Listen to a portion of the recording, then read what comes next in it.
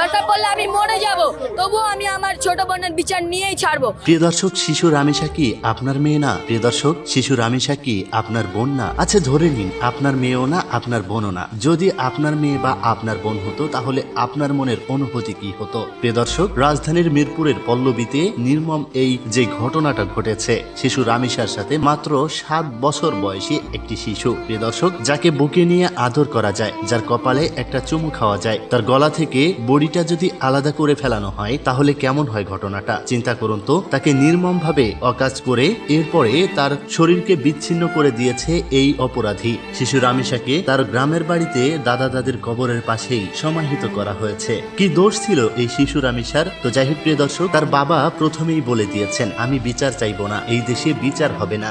আমি কিছুই চাই না, আমি বিচার আপনারা করতে পারবেন না। আপনাদের এই ধরনের কোনো রেকর্ড নাই, আপনারা পারবেন না। আমার মেয়েও ফিরে আসবে না, আপনারা বিচার করতে পারবেন? পারবেন না। এরপরে প্রধানমন্ত্রী তারেক রহমান তার বাসায় গিয়েছেন। প্রধানমন্ত্রীর পা জড়িয়ে ধরেছেন এই রামেশার বাবা। দেখুন কত অসহায় হয়ে বলছে।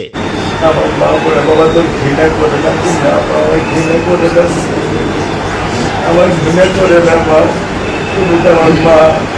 ফুটফুটে ফুলের মতো এই মেয়েটিকে দুনিয়া থেকে বিদায় করে দিয়েছে এই নির্মম পশু। তো যাই হোক প্রিয় দর্শক, শিশু রামেশাকে নিয়ে কথা বলতেছিলাম, একটা কথা মনে পড়ে গেল। সেটা হচ্ছে আমাদের স্বরাষ্ট্রমন্ত্রীর কথা। এই স্বরাষ্ট্রমন্ত্রী 48 ঘন্টা পর ডিএনএ টেস্টের পরে হচ্ছে তারা পদক্ষেপ নিবে। ভাইরে ভাই, যেখানে অলরেডি ঘাতককে ধরা হয়েছে তারপরও এত কেন নাটক? আমার মাথায় আসে না। আমাদের দেশে কেন এমন আইন পাশ হয় না যে এই নিষ্পাপ শিশুদের কোনো অপরাধ ছাড়াই তাদেরকে এই দুনিয়া থেকে বিদায় নিতে হচ্ছে একটা কারণে, সেটা হচ্ছে পশুদের যৌবনের চাহিদার কারণে। প্রিয় দর্শক, এই শিশু রামেশার খুনি সোহেল রানা। এই সোহেল রানা আর তার বউ মিলে এই শিশু রামেশাকে প্রথমে তার ইজ্জতটা কেড়ে নেয়, এরপরে দুজনে মিলে তার মাথাটা আলাদা করে ফেলেছে এবং তাকে লুকিয়ে ফেলার চেষ্টা করতেছিল। এই বালতিটা দেখতে পারতেছেন, এই বালতির ভিতরেই শিশু রামেশার মাথাটা পাবেন। তো যাই হোক প্রিয় দর্শক, আমরা চাই এই শিশু রামেশার অপরাধীর সঠিক বিচার হোক এবং সর্বোচ্চ বিচার হোক। আপনার কি মতামত অবশ্যই কমেন্ট বক্সে লিখে জানাবেন। এবং আমি ক্ষুব্ধ রয়েছি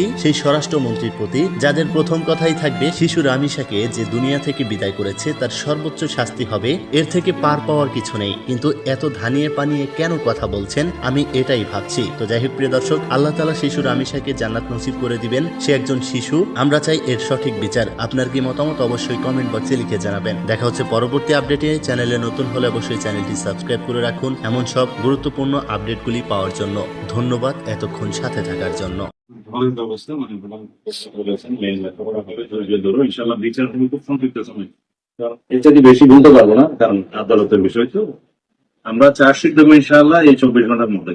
আমি সত্য কথা বলি, আমার 55 বছর বয়সে আমি এত দ্রুত, এত সুন্দর, এত সুচারু ভাবে আমি কখনো দেখিনি।